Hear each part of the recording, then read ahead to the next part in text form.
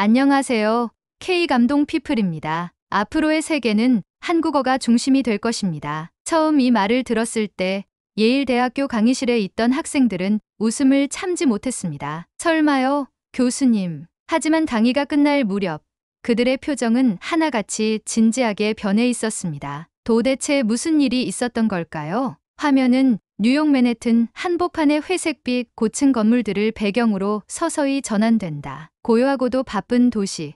그 안에서 한 강의실의 문이 열리며 이야기가 시작된다. 2024년 11월 미국 예일대학교 언어학과 세계 언어학계의 석학이라 불리는 제러드 호프만 교수는 오늘도 꽉 찬 강의실에서 강의를 시작한다. 올해 54신 그는 20년 넘게 언어의 역사와 미래를 연구해온 권위자로 7개 국어에 능통하며 TED와 다보스 포럼에 초청받을 정도로 명성이 자자하다. 그의 전공은 미래, 언어학, 즉 인류가 앞으로 어떤 언어를 선택하고 발전시킬지에 대한 흐름을 예측하는 분야다. 지금껏 그는 라틴어의 퇴보, 영어의 제국화, 중국어의 팽창을 정밀하게 예측해 주목받아왔다. 그러나 오늘 그는 전혀 다른 화두를 던진다. 늘 하던 영어, 중국어, 스페인어 이야기가 아니다. 그는 고개를 살짝 기울이고 칠판에 조용히 세 글자를 적는다. HAN. 이것이 미래입니다. 제러드 교수는 조용히 말했다. 학생들은 고개를 갸웃거린다. 일부는 눈썹을 찌푸린다. 몇몇은 스마트폰을 꺼내 카톡을 확인하거나 슬쩍 인스타그램을 넘긴다. 교수는 그 모습을 보며 웃는다. 오늘의 주제는 미래의 언어, 한국어의 가능성입니다. 그의 말에 강의실은 술렁인다. 어떤 학생은 옆자리 친구에게 귓속말을 한다. 한국어? 그거 K-팝 팬들이 배우는 거 아냐?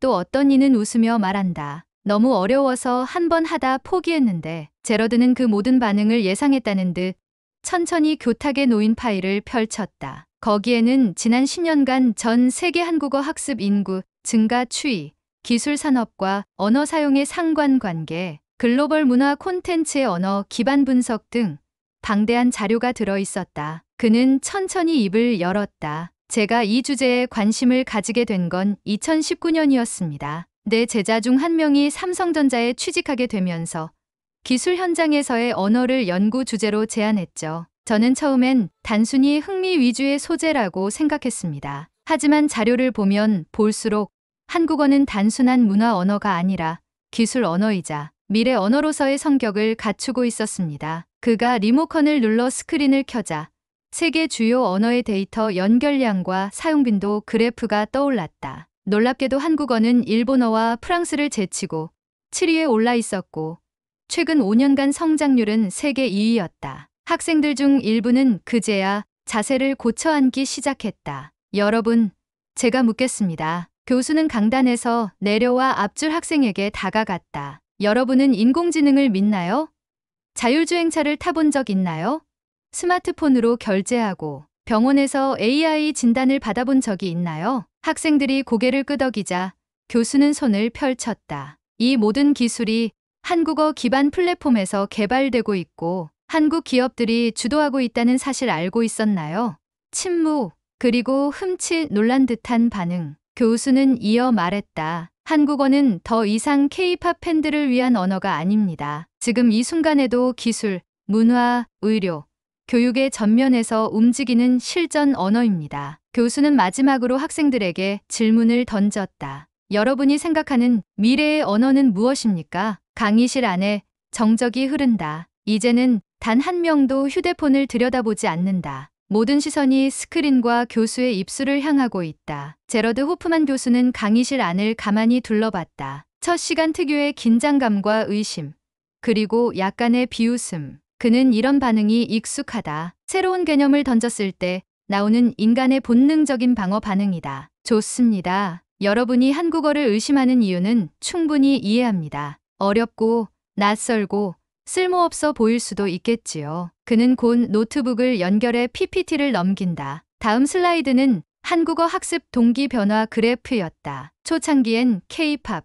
드라마 등 대중문화가 중심이었지만 최근 3년간 학습 목적이 비즈니스, 유학, 기술 협업 등으로 확연히 이동하고 있었다. 3년 전 저는 한국의 부산대학교에서 6개월간 연구 펠로우십을 받았습니다. 그곳에서 진짜 충격을 받았죠. 그는 스크린에 한 장의 사진을 띄웠다. 밤하늘에 드론이 날아다니고 자율주행 택시가 멈춰선 도심 한복판. 그 아래엔 부산 스마트시티 프로젝트라는 문구가 있었다. 부산입니다. 서울도 아니고요. 한국의 지방 도시라는 곳에서 저는 미국에서도 보기 힘든 기술을 목격했습니다. 그리고 그 기술이 한국어를 중심 언어로 움직이고 있다는 사실에 전율했어요. 학생들이 흠칫 놀란다. 교수는 고개를 끄덕인다. 한국어를 몰라도 기술을 사용할 순 있습니다. 하지만 기술을 만들고 협업하고 창조하는 레벨에 도달하려면 한국어가 필수가 되는 시대가 온다는 것. 그것이 제가 여러분께 오늘 드리고 싶은 메시지입니다. 학생 중 한 명, 갈색 머리에 금태 안경을 쓴 에밀리가 손을 든다. 교수님, 하지만 중국이나 인도도 기술 강국인데요. 그쪽 언어를 먼저 배워야 하는 건 아닌가요? 제러드는 질문을 반긴 듯 활짝 웃는다. 좋은 질문입니다. 그 차이를 제가 설명드릴게요. 그는 슬라이드를 넘긴다. 표에는 기술 수출 대비 언어 확장도라는 새로운 지표가 떠 있었다. 한국은 세계에서 가장 높은 기술 수출국 중 하나입니다. 동시에 자국 언어 사용률이 98% 이상으로 매우 높은 언어적 자립 국가이기도 하죠. 다시 말해 한국 기술을 진짜로 이해하고 싶다면 한국어를 알아야만 합니다. 번역으로는 절대 다 담을 수 없거든요. 에밀리는 고개를 끄덕이며 메모를 하기 시작한다. 그 외에도 몇몇 학생들이 본격적으로 노트를 펴고 질문을 준비하는 눈치다. 또 한 가지, 한국은 문자를 스스로 창제한 나라입니다. 그것도 과학적인 원리로 만든 유일한 문자, 한글을요. 교수는 갑자기 화면을 끄고 칠판으로 돌아간다. 손으로 하늘하늘한 필기체 대신 단정한 정자체의 기역, 니은, 디귿, 미음 등을 써 내려간다. 이것은 소리의 입출구 구조를 시각화한 문자입니다. 한글은 배우기 쉬운 문자입니다. 음소와 모양이 1대1로 매치되고 로직에 따라 조합됩니다. 영어보다도 효율적이고 심지어 인공지능 학습 모델도 한글 데이터를 더 빠르게 처리합니다. 강의실이 다시 술렁인다. 누군가는 진짜야? 하며 옆 친구와 귓속말을 한다. 제러드는 조용히 말을 맺는다. 여러분, 제가 이 말을 했을 때 비웃는 사람이 많았습니다. 하지만 기술은 조용히 움직입니다. 언어도 마찬가지입니다. 한국어는 지금 조용히 세계를 향해 올라가고 있어요. 그는 학생들을 천천히 둘러본다. 오늘 강의 주제는 단순한 언어 소개가 아닙니다. 미래를 살아가는 인간으로서의 선택입니다. 그리고 조용히 묻는다. 이제 다시 묻겠습니다. 여러분이 생각하는 미래의 언어는 무엇입니까? 예일대 언어학 강의실. 세미나가 끝나고 교수는 천천히 노트를 덮었다. 강의는 마쳤지만 강의실 안의 공기는 여전히 무겁다. 일부 학생은 고개를 숙인 채 생각에 잠겼고 또 다른 몇몇은 아직도 의심을 거두지 못한 눈치다. 그중 가장 먼저 말을 꺼낸 건 단골 질문자 에밀리였다. 인공지능 연구와 언어학을 복수 전공 중이며 미국 외교관을 꿈꾸는 그녀는 날카로운 질문을 던지기로 유명했다. 교수님, 물론 흥미롭긴 하지만 한국어가 미래 언어라니 그건 다소 과장된 이야기 아닌가요? 교수는 고개를 끄덕였다. 왜 그렇게 생각하죠? 에밀리는 잠시 망설이다 입을 열었다. 글로벌 스케일에서 보면 중국어는 인구가 많고 스페인어는 사용 지역이 광범위하며 아랍어는 정치 종교적으로 영향력이 있잖아요. 그런데 한국어는 너무 로컬 언어 아닌가요? 그녀의 말에 여기저기서 고개를 끄덕이는 학생들이 생겼다. 파란 머리의 마이크는 팔짱을 끼며 툭 내뱉는다. 게다가 진짜 어려워요. 발음도 문법도 복잡하잖아요. 저번에 드라마 사랑의 불시착 고고 배우려다가 3일 만에 포기했어요. 그거 K-팝 팬들이나 배우는 거지. 교수는 그 말을 들으며 조용히 웃는다. 좋아요. 모두들 솔직한 의견 감사합니다. 사실 여러분의 반응이야말로 지금 이 시대 언어학이 마주한 가장 큰 도전입니다. 편견과 사용성의 간극, 바로 그 지점이죠. 교수는 다음 슬라이드를 띄웠다. 언어 선호도 with 언어의 실제 영향력이라는 제목의 그래프. 놀랍게도 사람들이 기대하는 것과 실제 세계 경제기술 시스템에서 쓰이는 언어 사이에는 큰 차이가 있었다. 중국어 스페인어, 아랍어 모두 강력한 언어입니다. 그런데 이들 언어는 대부분 소비 언어로 쓰입니다. 정보를 얻고 소통하는 데 쓰이죠. 반면 한국어는 점점 생산 언어로 진화 중입니다. 기술을 설계하고 시스템을 프로그래밍하며 콘텐츠를 창작하는 언어 말입니다. 생산 언어라는 단어에 몇몇 학생의 눈이 번쩍 빛났다. 특히 뒷줄에 앉아 조용히 노트북을 두드리던 카를로스가 손을 들었다. 교수님, 저 스페인계인데요. 말씀이 맞는 것 같아요. 전 전기차 관련 스타트업 인턴 중인데 요즘 배터리 기술 자료가 한국에서 많이 와요. 근데 번역된 문서는 좀 이상하고 원문이 훨씬 낫더라고요. 교수는 반가운 듯 고개를 끄덕인다. 바로 그거예요. 기술적 정밀성과 표현력이 요구되는 분야에서는 원어의 뉘앙스를 제대로 이해해야 제대로 된 협업이 가능합니다. 지금 이 순간에도 수많은 글로벌 기술 기업이 한국과 협업 중이며 그 중심에는 언어가 있습니다. 그는 강의실 조명을 약간 낮추고 짧은 영상을 재생했다. 영상 서울 마포구 카카오 AI랩 내부 젊은 개발자들이 한국어 음성 데이터로 AI를 학습시키고 있다. 옆에선 미국 출신 엔지니어가 한국인 동료의 발음을 반복 학습하고 있다. 영상이 끝나자 침묵 속에서 학생들 몇 명이 한숨을 내쉰다. 교수는 이어 말한다. 여러분, 저는 지난 20년 동안 수십 개 언어를 분석해왔습니다. 그리고 지금 제 연구는 오직 하나의 언어로 수렴되고 있어요. 바로 한국어. 왜냐하면 이 언어는 단지 말이 아니라 기술의 기초이며 문화의 통로이고 미래 산업의 인터페이스가 되고 있기 때문입니다. 학생들은 점점 진지해진다. 특히 앞줄의 잭은 메모를 멈추지 않는다. 그는 블록체인 스타트업을 준비 중이고 최근 업비트라는 한국 플랫폼에 관심을 갖게 됐다. 그렇다면 잭이 조심스레 묻는다. 한국어를 배우면 어떤 실질적인 이점이 생기는 건가요? 제러드 교수는 잠시 미소 짓는다. 좋은 질문입니다. 제가 실제 사례를 하나 들려드리죠. 그는 자신의 과거 연구 기록 중 하나를 열었다. 2020년 자신이 한국의 카이스트와 함께 진행한 프로젝트에서 겪은 경험이었다. 당시 그는 AI 언어 모델의 다국어 처리 능력을 실험 중이었는데 놀랍게도 한글 기반 데이터는 가장 빠르고 정밀하게 학습된다는 결과가 나왔다. 그 이유는 간단합니다. 한글은 음소 단위로 분해 가능한 과학적 문자이기 때문에 AI가 문맥을 파악하고 구조를 분석하기에 최적화되어 있거든요. 실제로 지금 오픈AI, 구글, 메타 등도 한국어 데이터 분석을 강화하고 있어요. 그는 잠시 말을 멈췄다. 여러분이 지금 한국어를 선택하는 건 단지 취미가 아니라 생존 전략이 될 수 있습니다. 순간 강의실이 묘한 정적에 휩싸인다. 이젠 그 누구도 웃지 않는다. 몇몇은 자신이 전에 했던 말이 부끄러운 듯 고개를 돌린다. 교수는 그 반응을 조용히 받아들이며 마무리한다. 언어는 단순한 소통 수단이 아닙니다. 세상을 보는 눈,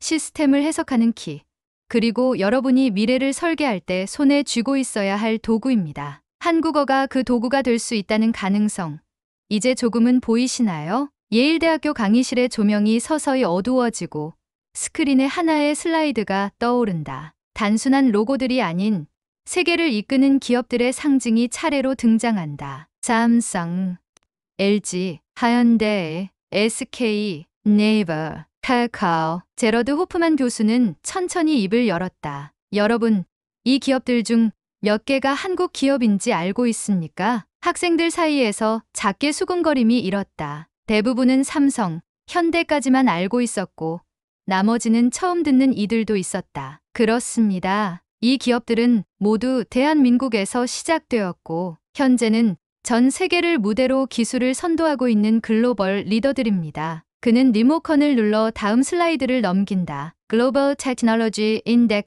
2024라는 제목 아래 세계 기술 경쟁력 순위가 떠올랐다. 미국과 함께 한국이 2위 자리를 나란히 차지하고 있었다. AI, 반도체, 배터리, 자율주행, 전기차, 메타버스. 이 모든 분야에서 한국은 중요한 파트너가 아니라 핵심 플레이어입니다. 세계가 기술 전쟁을 벌이고 있는 지금, 이 작은 나라가 선두에 있다는 사실을 무시해서는 안 됩니다. 그의 말에 강의실은 조용해졌다. 학생들 대부분이 기술 관련 산업에 진출을 꿈꾸고 있었기에 이 정보는 단순한 흥미거리를 넘어서 실용적 충격으로 다가왔다. 제러드는 다시 말을 이었다. 이제 문제는 이것입니다. 이러한 흐름을 여러분은 어떻게 이해하고 참여할 것인가? 그는 화면을 바꾸며 다시 세 글자를 크게 쓴다. 한국어. 단순히 한국에서 일하고 싶다는 말이 아닙니다. 기술이라는 산업 언어를 온전히 이해하려면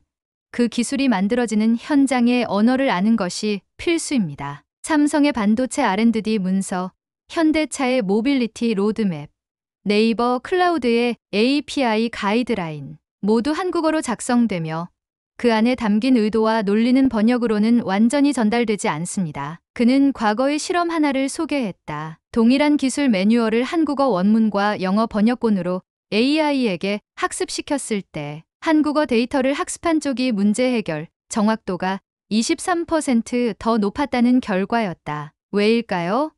한글은 모듈화된 음소 문자 체계를 기반으로 하고 있어 AI와 같은 구조 기반 학습에 훨씬 최적화되어 있기 때문입니다. 인간에게는 어렵게 느껴질 수 있지만 기계는 한글을 효율적이라 판단합니다. 자, 이제 문화를 봅시다. 제러드는 다음 슬라이드를 연다. 화면엔 화려한 공연장과 드라마 속 명장면, 오징어 게임의 상징적 장면들이 빠르게 재생된다. BTS의 콘서트 영상, 봉준호 감독의 수상 소감, 더 글로리의 마지막 장면 등이 차례로 지나간다. 전 세계는 지금 한국 콘텐츠에 빠져들고 있습니다. 하지만 이제는 단순한 팬덤의 문제가 아닙니다. 그는 실제 데이터를 보여준다. 2015년 전 세계 한국어 학습 인구 90만 명, 2020년 220만 명, 2024년 460만 명 돌파. 특히 미국, 인도, 인도네시아, 프랑스, 멕시코 등 비동아시아 국가에서 급증. 예전에는 K-팝을 좋아하니까, 배우자를 따라 배우니까 등 개인적 동기가 줄을 이뤘다면 지금은 직업적 이유로 배우는 비중이 34%를 넘었습니다. 더 이상 한국어는 취미로만 접근하는 언어가 아닙니다. 제러드는 레이저 포인터로 그래프의 가파른 상승 곡선을 가리킨다. 여러분, 언어는 항상 권력과 기술이 흐르는 방향을 따라갑니다. 20세기의 영어가 세계 공용어가 된 것도 단지 문화 때문이 아니라 미국이 기술과 자본, 군사력으로 세계를 지배했기 때문이죠. 그는 이어서 강조한다. 21세기 기술의 중심이 이동하고 있습니다. 실리콘밸리의 모델만으로는 충분하지 않습니다. 바이오헬스, 메타버스, 반도체, AI 훈련 데이터 등 새로운 기술 전쟁의 중심에는 한국이 있습니다. 이 흐름을 이해하지 못하면 우리는 점점 기술 세계의 소비자로 남게 됩니다. 학생 중 한 명이 조용히 물었다. 그럼 교수님, 한국어를 배워야 하는 이유는 단지 실용성 때문인가요? 제러드는 고개를 저었다. 아니요. 제가 강조하고 싶은 건 이중의 가치를 가진 언어라는 점입니다. 한국어는 기술의 언어이자 동시에 인간성의 언어입니다. 그는 고개를 들어 학생들을 바라보며 말을 이었다. 제가 한국에서 직접 경험한 바에 따르면 한국어는 효율성과 감성이 함께 살아있는 언어입니다. 정제된 표현 속에 예의와 정서, 관계 중심적 사고가 녹아 있습니다. 이 언어를 이해한다는 것은 단지 데이터를 해석하는 능력을 넘어서 사람과의 관계를 통찰하는 감각을 갖게 되는 것입니다. 마지막으로 그는 화면을 닫고 강단 앞에 선다. 우리는 지금 언어적 전환점 앞에 서 있습니다. 여러분은 어느 흐름을 따르시겠습니까? 학생들은 이제 이전처럼 의심하지 않는다. 침묵 속에 몇몇은 스마트폰을 꺼내 한국어 학습 어플을 검색하고 어떤 이는 세종학당이라는 이름을 노트에 적는다. 제러드는 천천히 말을 맺는다. 한국어는 더 이상 이국적이고 낯선 언어가 아닙니다. 지금 이 순간에도 세계를 설계하고 있는 실용 언어이며 그 흐름을 잇는 유일한 열쇠입니다. 여러분의 인생에서 이 언어는 반드시 한 번은 마주치게 될 겁니다. 강의가 끝나고 학생들이 하나둘 자리를 정리하는 듯 보였지만 이상하게도 누구 하나 먼저 교실을 나서지 않았다. 침묵 속에서 제러드 호프만 교수는 조용히 손을 들어 다시 스크린을 켰다. 마지막으로 보여주고 싶은 장면이 하나 남아 있었다. 화면에는 15세기 조선의 왕, 세종대왕의 동상이 떠올랐다. 서울 광화문광장의 거대한 동상. 하지만 그의 이야기는 동상의 위엄보다 훨씬 더 인간적이고 감동적이었다. 모든 백성이 그를 알게 하라. 여러분, 지금으로부터 580여 년 전 한나라의 왕이 이런 선언을 했습니다. 그는 훈민정음 해례본의 일부를 읽었다. 나란말씀이 둥귀게 달아 문자와로 서로 삼았디 아니할세. 당시 조선 백성들은 모두 중국에서 들여온 한문을 써야 했습니다. 하지만 그것은 그들 삶과 너무 달랐죠. 세종은 누구보다 백성을 아끼는 군주였습니다. 그래서 결심했죠. 모든 백성이